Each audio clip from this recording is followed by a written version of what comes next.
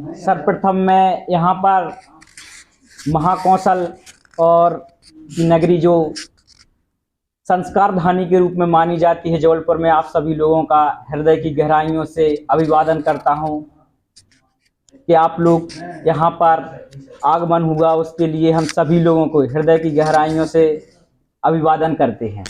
जैसा कि आप देख रहे हैं कि जो कार्यालय खुला है जी, अभी अभी एक हफ्ते पहले ही इसका उद्घाटन हुआ है।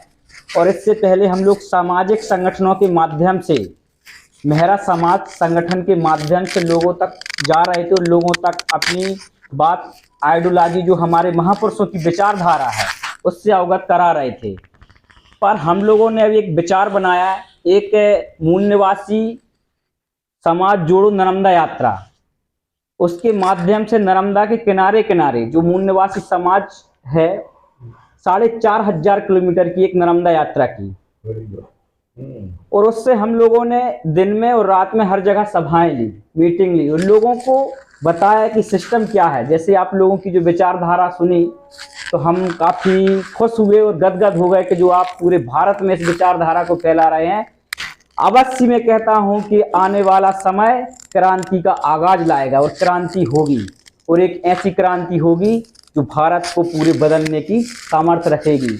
और वो आदरणीय हमारे राष्ट्रीय अध्यक्ष जी जीवन कुमार मल्ला जी के नेतृत्व में होगी। और हम लोग यहाँ से पूरे मध्य प्रदेश से आपका साथ देने के लिए तैयार हैं, क्योंकि हमारी विचारधारा और आपकी विचारधारा सेम है। हम विचारधाराओं की दोस्ती रखते हैं, विचारधाराओं को ही महत्व देते हैं। तो हम चाहते हैं कि मध्य प्रदेश में जब हम यात्रा कर रहे थे तो उससे लगा कि लोग सामाजिक यात्रा के उद्देश्य से जो निकले तो उसमें समाज के लोग ज़्यादा जुड़ रहे थे, बाकी लोग सोच रहे थे एक सामाजिक यात्रा है। फिर हम लोगों ने इसको पैटर्न को, अभी हमारे जो आदरणीय हेमराज झारिया जी हैं उन्होंने बोला कि हमको काम करना है मूल निवासी, जो हम काम कर रहे थे एक्चुअल में काम तो हम मूल निवासी पे कर रहे थे, पर हम संगठन लेके चल रहे थे सामाजिक स्तर का।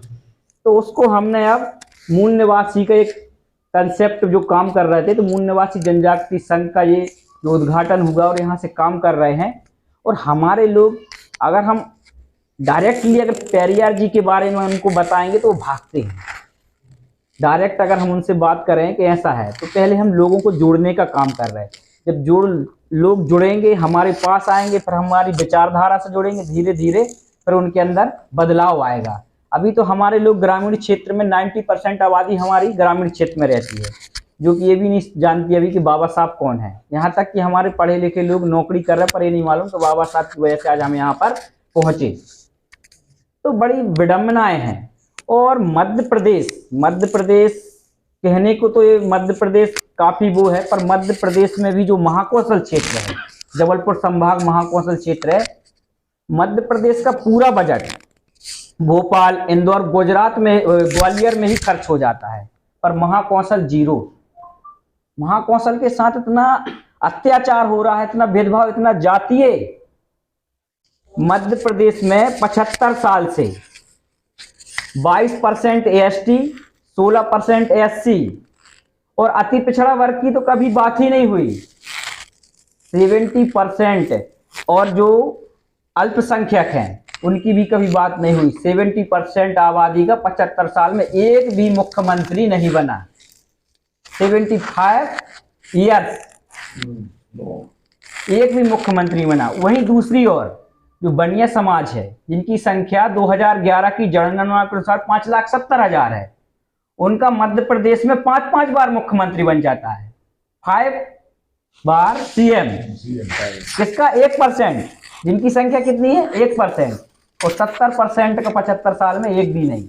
अगर मैं बात करूं जिस समाज से मैं आता हूं, मेहरा, माझी, सेन, रजक, जिनकी संख्या मध्य प्रदेश में 1 करोड़ 10 लाख है, पर आज वर्तमान स्थिति ये है कि 1 करोड़ 10 लाख आबादी का एक भी विधायक भी नहीं है और 75 साल से एक भी सांसद भी नहीं है। ये स्थिति है। जातिवाद घोर तरीके से भरा हुआ है। SC ST के ऊपर जब अत्याचार होते हैं तो जो हिंदू संगठन बने हैं, जो पैसे ले रहे बड़े बड़े हिंदू संगठन बने हैं, नागपुरिया जो संगठन जहां से दिल्ली और नागपुर से कंट्रोल किए जा रहे हैं, जब कभी SC ST के साथ अत्याचार होता है तो कहीं पर भी आंदोलन नहीं होता है। हाँ, हिंदू मुस्लिम करने में वो माहिर है। अगर किसी हिंदू का मुस्लिम के द्वारा होता है तो वहां आंदोलन करने खड़े हैं, पर एक हिंदू द्वारा। जबकि हमारे लोग ये समझने के लिए आज भी तैयार नहीं है कि हम आज भी हमारे आरक्षण का अगर कोई विरोध करने वाला है तो वो कौन है। हमारा मुसलमान ने कभी आरक्षण का विरोध नहीं किया, क्रिश्चियन ने कभी आरक्षण का विरोध नहीं किया। हमारे आरक्षणों का विरोध करने वाले सवर्ण लोग हैं। और मैं तो बोलता हूं कि मनी माफिया मीडिया की सरकार, अगर इनको गिराना है तो इन 3 लोगों को मान, दान और मतदान देना जिस दिन हम लोग बंद कर देंगे तो उस दिन हमारी पूरी भारत देश में क्रांति आगाज आ जाएगा। ना उस दिन ये लोग लोकसभा और विधानसभा में नहीं पहुंच पाएंगे। जब ये लोकसभा और विधानसभा नहीं पहुंच पाएंगे तो हमारे खिलाफ कोई भी षड्यंत्र नहीं रचेंगे। हमारे लोगों को 3 चीजें, जैसे बाबा साहब ने बोली, शिक्षित बनो, संगठित बनो, संघर्ष करो। अब हम लोगों को ये चीज सोचना है कि मान, दान और मतदान करना इनको बंद करना है और हमारी विचारधारा के व्यक्ति को हमको आगे बढ़ाने का काम करना है।